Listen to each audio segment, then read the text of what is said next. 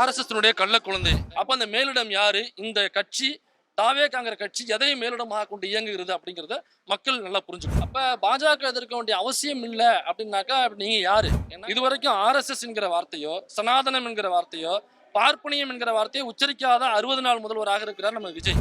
சனாதன மொழிக அப்படின்னு ஒரே ஒரு முறை இவருக்கு தைரியம் தில்லு துணிவு இருந்தாக்கா ஒரே ஒரு முறை சனாதன மொழிகன்னு சொல்லட்டும். இதெல்லாம் தூக்கி போட்டு நான் தாவேக்கால சேர்ந்துடுறேன். டயா பூஸ்டர் சுகரை கண்ட்ரோல் பண்ணும், உங்க ஆரோக்கியத்தை மீட்டு தரும். சர்க்கரையை கட்டுப்படுத்துறதுக்கான எளிமையான வழிமுறை, இயற்கையான வழிமுறை. அனைத்து மருந்து கடைகளிலும் கிடைக்கும்.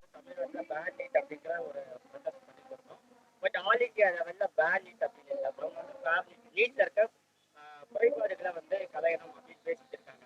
இப்போ 2 விதமான கோரிக்கைகள் இருந்தாலும் யூனியன் கவர்மெண்ட்டை பொறுத்த வரைக்கும் இது குறைபாடுகளை களையக்கூடிய ஒரு நீட்டா தான் பார்க்கப்படுது. இப்போ தமிழ்நாட்டு மக்கள் வைக்கக்கூடிய அந்த கோரிக்கைகள் ஒன்றிய அரசோட காதுகளில் எட்டாது, அதை அவங்க கவனிக்க மாட்டாங்க. இப்போ இந்த மாதிரியான சூழ்நிலையில இந்த போராட்டம், தமிழர்கள் பண்ணக்கூடிய பேனிக் போராட்டம் எந்த வகையிலான வழியை நோக்கி போகுதுன்னு நீங்க பாக்குறீங்க? எல்லா போராட்டத்துக்குமே நீங்க இடஒதுக்கீடு போராட்டமா இருக்கட்டும் அல்லது மற்ற எல்லா போராட்டத்துக்குமே தமிழ்நாடு தான் முன்னோடியா இருக்கும். இங்கதான் ஃபர்ஸ்ட் ஸ்டெப் எடுத்து வைப்போம். மற்ற மாநிலங்கள் லேட்டா தான் புரிஞ்சுப்பாங்க. நீங்க மொழி ரீதியா எடுத்துக்கோங்க. ஹிந்தி திணிப்புன்னு வரும்பொழுது தமிழ்நாடு தான் இந்தியாவிலே முதல் முறையாக எதிர்த்தது.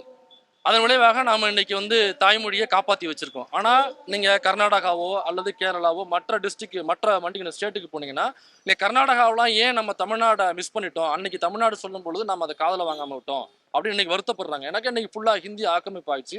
நீங்க கர்நாடகா பெங்களூர் போனீங்கன்னாக்கா ஒரு ஆட்டோல ஏறுறீங்கன்னா அங்க நீங்க தமிழ்ல பேசுனீங்கன்னா அவங்க முடிஞ்ச அளவு உங்கள்கிட்ட தமிழ்ல பேசுவாங்க. ஹிந்தியில பேசிங்கன்னா இறங்கடான்ருவாங்க. ஏன்னா ஹிந்தி அந்த அளவுக்கு அவாய்ட் பண்ண ஆரம்பிச்சிட்டாங்க அவங்க. இது நாம ஃபர்ஸ்ட் இந்த தாய்மொழியின் மீது பற்று கொண்டு எப்படி ஹிந்தி திணிப்பை நம்ம எதிர்த்தோமோ அதை இன்னைக்கு மற்ற மாநிலங்கள் உணர ஆரம்பிச்சிட்டாங்க. உணராத மாநிலங்கள் தன்னுடைய தாய்மொழியை சுத்தமா இழந்து இது அன்னைக்கு ஹிந்தியினுடைய மாநிலமா மாறி நிற்குது. இது நம்மளுடைய முதல்ல நம்ம தான் அடிக்கிறோம் அப்படிங்கிற ரிசர்வேஷன். அப்படிதான் தமிழ்நாடு தான் முதல்ல பெரியார் தான் அடிச்சது ஓபிசி ரிசர்வேஷனுக்கு. அதே மாதிரிதான் இப்ப இந்த நீட் வரும்பொழுது தமிழ்நாடு தான் முதல்ல நீட்டுக்கு எதிரான குரல் எழுப்பியது. நாம என்ன சொல்றோம், அவங்க என்ன சொல்றாங்கன்னாக்கா நீட்ல உள்ள பிரச்சனையை பேசிக்கிட்டு இருக்காங்க. பட் போக போக நீட்டே ஒரு பிரச்சனை அப்படிங்கிறது அவங்களுக்கு போக போக புரிய ஆரம்பிக்கும். ஆனா அதற்காக இப்ப அங்க நடக்கிற போராட்டத்தை நம்ம சிறுமைப்படுத்தி பேசல. அந்த போராட்டத்தையும் நம்ம கணக்கில் எடுத்துக்கிட்டு தான் பேசிட்டு இருக்கோம். ஆனா தமிழ்நாட்டினுடைய கோரிக்கைங்கிறது பேன் நீட் அப்படிங்கிறதா. இப்போதைக்கு நீட்ல உள்ள பிரச்சனையை பேசுறாங்க. பின்னாடி நீட்டே ஒரு பிரச்சனைங்கிறது கண்டிப்பா அவங்களுக்கு தெரிய வரும்.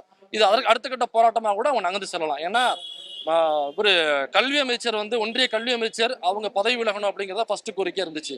ஆனா நேத்து அபிஜித் என்ன சொல்லியிருக்கா அப்படின்னாக்கா பிரைம் மினிஸ்டர் மோடியே நீங்க பதவி விலகணும் அப்படிங்கிற அளவுக்கு அவங்களுடைய போராட்டம் இப்ப நகர போகுது அப்படின்னு அவர் அறிவிச்சிருக்காரு. அதனால நீட்டுக்குள்ள உள்ள பிரச்சனை அப்படிங்கிறத தாண்டி நீட்டே ஒரு பிரச்சனை அப்படிங்கிறது நகரும் அப்படின்னு நான் நம்புறேன்.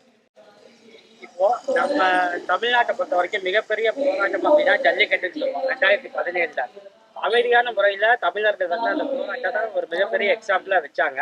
ஆனா இன்னொரு கருத்து என்ன இருக்கு அப்படின்னா அரசு அந்த போராட்டத்தை அனுமதிச்சு பேக் ஸ்டேஜ்ல தான் நீட் அப்பதான் கொண்டு வந்தாங்க. ஓபிஎஸ் முன்னெடுத்து இபிஎஸ் சிஎம் ஆனோன்னு அவர் சைன் பண்ணாரு. அப்படி இப்ப நம்ம பண்ணிட்டு இருக்க போராட்டத்துக்கு பின்னாடி அரசு வேற ஏதாவது திட்டங்கள் delimitation, one nation one India இதற்கான முன்னெடுப்புகள் செய்யும் போது அதை இந்த குழுக்கள் இப்ப போராட்டம் பண்ணக்கூடிய குழுக்கள் கவனிக்கிறாங்களா அப்படிங்கிற ஒரு கேள்வியும் இருக்கு. நீங்க சொன்னது கரெக்ட் தான். இந்த பக்கம் நம்ம மாட்டுக்கு போராடிட்டு இருக்கும் பொழுது சைட்ல நீட்டை உள்ள கொண்டு வந்துட்டாங்க.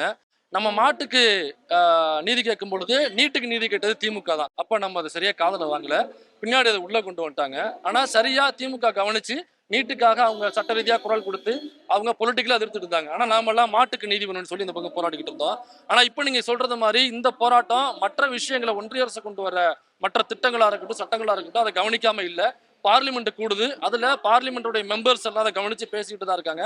தமிழ்நாட்டில் டீலிமிட்டேஷனுக்காக எதிர்ப்பை ஏற்கனவே எலெக்ஷன் அப்போதைய முதல்வர் மு.க. ஸ்டாலின் அவர்கள் அந்த டீலிமிட்டேஷனுக்கான அந்த பேப்பர்ஸ் எல்லாம் கொளுத்தி தன்னுடைய எதிர்ப்பை தெரிவிச்சாரு. இன்றைய ஆளுங்கட்சியா இருக்கக்கூடிய தாவேக்கு அணுநிலைப்பாடு எடுக்கும் அப்படிங்கிறது தெரியல. ஆனா ஏற்கனவே அவங்களும் நாங்கள் இதற்கு எதிர்ப்பு தான் சொல்லியிருக்காங்க. ஒருவேளை அவங்க மௌனமா அதை ஆதரிச்சா கூட அங்க பார்லிமெண்ட்ல இருக்கிற திமுகவை சேர்ந்த மெம்பர்ஸ் யாரும் அனுமதிக்க மாட்டாங்க. திமுக மற்றும் இங்க திராவிட மற்றும் கம்யூனிஸ்ட் இயக்கங்கள் ஜனநாயக சக்திகள் கண்டிப்பாக இதுக்கு பின்னாடி வேற ஏதாவது திட்டங்களை சட்டங்களை கொண்டு வந்தாங்க அதை கண்டிப்பாக நாம் எதிர்கொள்வோம் அப்படிங்கிறத எனக்கு மாற்று கருத்து இல்லை. இப்போ ஜல்லிக்கட்டு போராட்டமே எடுத்தாலும் அன்னைக்கு எந்த அரசியல் தலைவர்களையும் அன்னைக்கு யங்ஸ்டர்ஸ் வெளில விடல. அது மாணவர்கள் போராட்டமா யூத்தோட போராட்டமாவே கண்டினியூ ஆச்சு. அப்படிதான் இந்த கார்பரேட் ஜனதா பார்ட்டியோட ஸ்டூடெண்ட்ஸோட ப்ரொடெஸ்ட் போயிட்டு இருக்கும்போது ராகுல் காந்தி உள்ள வந்து ப்ரொடெஸ்ட் பண்ணி அரெஸ்ட் ஆகியிருக்காரு. இது வந்து இந்த மாணவர்கள் போராட்டத்தை டைல்யூட் பண்ணுறது நீங்க நினைக்கிறீங்களா? இல்லை, எனக்கு அங்கே வாங் சிங்கனுடைய மனைவி சொல்லியிருக்காங்க, ராகுல் காந்தி வந்து இந்த மாதிரி செய்யக்கூடாது அப்படின்னு சொல்லிட்டு அவங்க கண்டிச்சிருக்கிறாங்க. ஆனால் என்னை பொறுத்த வரைக்கும் எல்லாருமே இந்த போராட்டத்தை சுயநலமாக பயன்படுத்த யோசிக்க கூடாது. அவங்க யோசிக்கிறாங்களா இல்லையா அப்படிங்கிறது என்னை தாண்டி யாரும் சுயநலமாக யோசிக்க வேண்டாம். இது மாணவர்கள் முன்னெடுத்திருக்கிறாங்க, இளைஞர்கள் முன்னெடுத்திருக்கிறாங்க, அவங்க வழியில விடணும். இதுல அவங்க கையில தான் அந்த போராட்டம் முன்னெடுத்து செல்லணும். அவங்க தான் இதற்கான தலைவர், அவங்க தான் இதற்கான பொறுப்பாளர்கள். வேற யாரும் உள்ள பொந்து கிரிக்கெட் எடுக்கணும்னு நினைச்சாக்க அது ரொம்ப அயோக்கியத்தனமானது, சில்லறத்தனமானது. அதை யாரும் செய்யக்கூடாதுங்கிறது என்னுடைய கோரிக்கை. அரசு வந்து சொல்லியிருந்தாங்க நீட்டை ஒழிப்போன்னு சொல்லி தான் தேர்தல் வாக்குறுதி கொடுத்திருந்தாங்க. இப்ப வரைக்கும் விஜய் வந்து களத்துல இறங்கல. எலெக்ஷனுக்கு முன்னாடி வந்துட்டு அனிதாவோட மரணத்துக்குலாம் நீதி கேட்டாரு. பட் இப்ப களத்துல இறங்காம இருக்கிறாரு. இதை எப்படி பாக்குறீங்க? இல்லைங்க, அவரு ஆர்எஸ்எஸ் கள்ள குழந்தை. எங்க எழுச்சி தமிழர் சொன்னது மாதிரி இன்னை வரைக்கும் ஒரு ஆர்எஸ்எஸ் கள்ள குழந்தை தான். ஏன் சொல்றேன்னா, திருப்பரங்குன்ற ஃபைல்ஸ்னு ஒரு ஆவணப்படம். அந்த ஆவணப்படம் ஹிந்து முஸ்லிம் ஒற்றுமையை பேணி காக்கிற அல்லது அதை பறைசாற்றுகிற ஒரு ஆவணப்படம். இந்த ஆவணப்படம் திமுக பீரியட்ல ரிலீஸ் பண்ணாங்க. அப்போ நாங்களுமே ஒரு ஷோ போட்டிருக்கோம், 4 ஃப்ரேம்ஸ் ஒரு ஷோ போட்டிருக்கோம், எழுச்சி தமிழர் வச்சு தான் ரிலீஸும் பண்ணோம். ஆனால் தாவேக அரசு வந்ததுக்கு அப்புறம் அந்த திரையிடலுக்கு அனுமதி மறுக்கப்படுது. காரணம் என்னன்னாக்கா மேலிடத்த உத்தரவுன்றாங்க. அந்த மேலிடம் எதுனாக்கா இந்து முன்னணி கொடுத்த லெட்ரு. அப்போ இந்து முன்னணி தான் உங்களுக்கு மேலிடமா? இப்போ திமுகவிற்கு தீகா மேலிடமா இருக்கலாம். ஆனா தாவேகா தன்னுடைய கொள்கை தலைவர்னு பெரியார் அம்பேத்கர் சொல்ற தாவேகாவிற்கு ஒண்ணு பெரியார் திடலோ அம்பேத்கர் திடலோ தான் உங்களுக்கு தலைமையகமா இருக்க முடியும், மேலிடமா இருக்க முடியும். ஆனா இந்து முன்னணி மேலிடமா வச்சுக்கிட்டு நீங்க எப்படி அம்பேத்கரையும் பெரியாரையும் கொள்கை தலைவர்னு சொல்ல முடியும்? எப்படியா திருப்பரங்குன்ற ஃபைல்ஸ் திரையிட நீங்க அனுமதி மறுக்க முடியும்? அப்ப குர்பானிக்கு அவங்க இஸ்லாமியருடைய பெருவிழா அன்னைக்கு குர்பானி கொடுக்கணும். அவங்க ஆடு மாடு பலியிட்டு அந்த கறியை வந்து எல்லாரும் கொடுப்பாங்க. குர்பானி பலியிடுவதற்கு தடை அப்படிங்கிறது எனக்கு தெரிஞ்சு வரலாற்றிலே முதல் முறையாக இஸ்லாமியர்கள் பாதிக்கப்பட்டாங்க தாவேகா ஆட்சி வந்ததுக்கு பிறகு. அதே தாவேகான ஆட்சியில தான். அப்ப நீதிமன்ற உத்தரவு, அந்த நீதிமன்ற உத்தரவை செவ்வனே நாங்கள் நிறைவேற்றணும்னு சொல்லிட்டு நீதிமன்றத்தில் தாவேகா அரசு போயிட்டு வெரிகுட் வாங்கிட்டு வர்றாங்க. ஏன்னா நீதிமன்ற உத்தரவு நம்ம எப்படி மீற முடியும்? இதே நீதிமன்றம் தான் திருப்பரங்குன்றத்தில் அந்த விளக்கேற்றத்துக்கான அனுமதியும் கொடுத்துச்சு. ஆனால் திமுக அரசு தன்னந்தனியா நின்று வி வில் ஃபேஸ் த கான்சீக்வன்ஸ் சொல்லி இந்து முன்னணி, ஆர்எஸ்எஸ், இந்து மகாசபா, நீதிமன்றம் நீதிபதியினுடைய உத்தரவு முத கொண்டு ஆப்போசிட் பண்ணி திமுகன்ற ஒரு கட்சி நின்றுச்சு. நின்று அன்னைக்கு இஸ்லாமியர்களுடைய அமைதியை, அவங்களுடைய உரிமையை, வழிபாட்டு உரிமையை அன்னைக்கு காத்து நின்றுச்சு. ஆனா அதே நீதிமன்றம் அதே நீதிபதி கொடுத்த உத்தரவை வச்சுட்டு நீங்க குர்பானி பலியிடுறதுக்கு தடைன்னு சொல்றீங்க. இது மேலிடத்த உத்தரவு அப்படின்னு சொல்றாங்க.